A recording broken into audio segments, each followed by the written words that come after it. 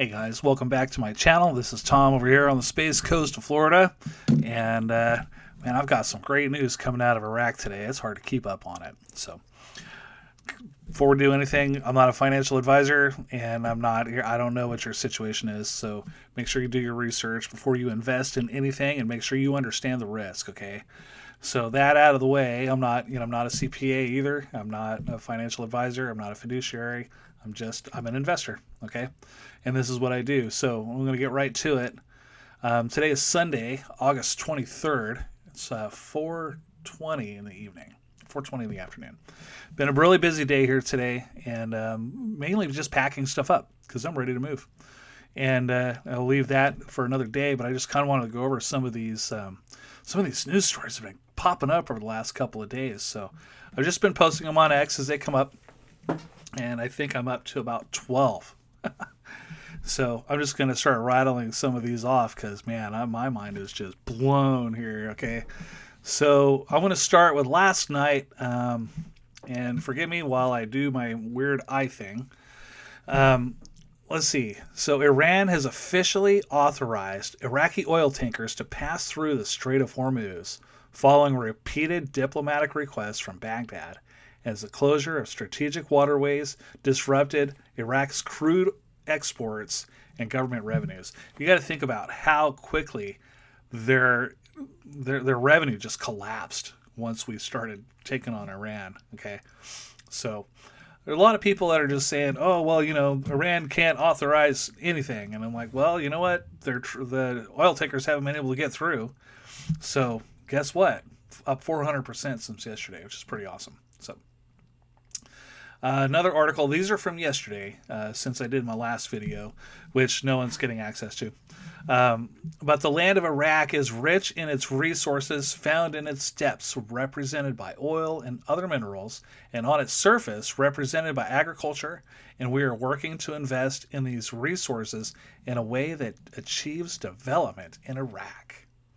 And we need to keep in mind that Iraq has more resources than Kuwait.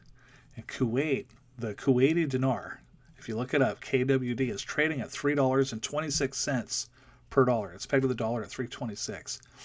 And if Iraq has more resources than Kuwait, I'm just going to leave that alone. This morning, oh man, I was so excited I couldn't sleep, man. I was up at 4 a.m. this morning, and I went to bed at like 11. So I'm up here and I'm scrolling on X and I'm paying attention to what's going on over in Baghdad because they're like 8 hours ahead of me. And here's some news, and I just scheduled it for different times throughout the day when I know people are awake and on X and reading it because I want to make sure that everyone gets it. I don't necessarily have to be first. I just want to make sure that I get it in front of people. So the next one, it came out probably about 23 hours ago, and I posted that this morning. And basically, it's Ashikr, Ashiqr, and he says that Washington supports the zero denomination step in pursuit of expanding the dollar's global dominance. Okay, so if you know anything about what happened in Mexico when they dropped the 3 zeros there, it was a disaster for Mexico. It did not solve their financial challenges. In fact, it made things worse over time, and people were suicidal. I remember it happening in the 90s from the Arizona side of the border. I'm an Arizona native, and that's where I grew up. And I remember seeing Mexicans come across the border into Phoenix, and their economy is just devastated. They're just there for work, okay? If they do that in Iraq, it's not going to solve their problems, but it would make the United States dollar stronger. We'd still be using it in Iraq and Panama and other parts of the world, okay? Another one I posted this morning says the Iraqi Parliamentary Finance Committee hosted CBI Governor Nizar Nasser Hussain to address financial and monetary files, deficit financing mechanisms, banking sector development stages, economic reform, and solutions to overcome the financial crisis. MP Uday Awad Kadim, who chaired the meeting, emphasized the importance of establishing advanced mechanisms to strengthen monetary policy support financial and monetary stability, and work on maximizing revenues to help boost the country's financial economy. End quote. I'm just going to leave that one alone. The future does look bright indeed. Here's another one. Al Shakir, canceling zeros from the currency is a valueless step unless the Iraqi dinar is pegged to the dollar. Yep. Here's something I found to be really interesting. Iraqi military managed to prove themselves on the ground. Okay, so this is out of the New Region, and their report. They have the full article here, but I'm not going to read it. I'm just going to go off the headlines here. But it says Iraqi forces are fully prepared for the withdrawal of the U.S.-led coalition against ISIS, which is scheduled for September 30th. But I'm seeing things like, hey, they're actually going to do it on September 15th. But it's been scheduled. That's what's on paper is September 30th. I've been calling for that for a while. And President Trump's like, hey, we'll leave when we get paid. So back to this. Sorry, ADHD kicked in. Iraqi forces are fully prepared for the withdrawal of the U.S.-led coalition against ISIS, scheduled for September 30th, with the historic milestone coming after the Iraqi army managed to prove itself on the ground, a spokesperson said for the premier. How cool is that? And then back to the oil tankers going through the Strait of Hormuz. Here's another article that came out about 14 hours ago. Let's see. We've got Iraq's 2027 draft budget is being prepared with a conservative oil price benchmark as the government seeks to shield public finances from energy market volatility and regional geopolitical risk. I mean, you want to talk about reaction. And they set that budget. Iraq sets $50 to $60 oil price for the 2027 budget. So that's some good news there today, too. Just making some progress. I really like al-Zaidi. Let's see. Another one here. Iraq is seeking a new formula to attract foreign companies to the oil sector through profit sharing.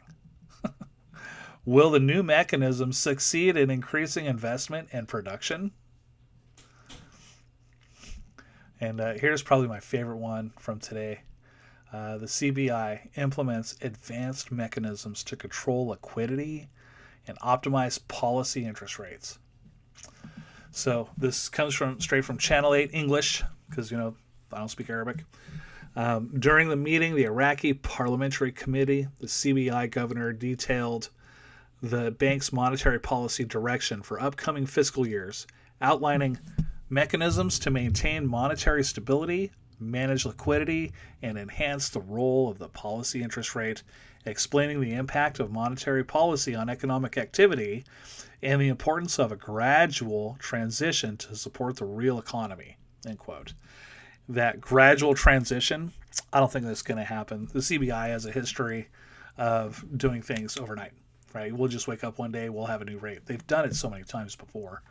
I don't see how, I can see how they would do like a gradual increase, but I don't think that's in their best interest. We'll see what happens. It's not up to me. It's up to the CBI, right?